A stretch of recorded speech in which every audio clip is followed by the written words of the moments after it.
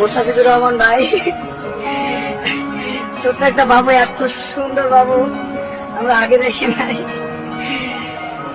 পুরো ফেরি যখন পানি নিচে চলে, তখন এই বাবু আমাদের অনুপ্রেরণার কারণ,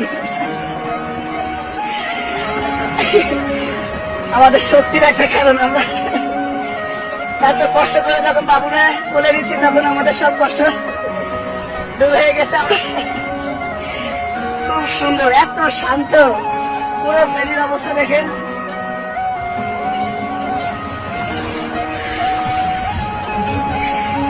বৃষ্টি হচ্ছে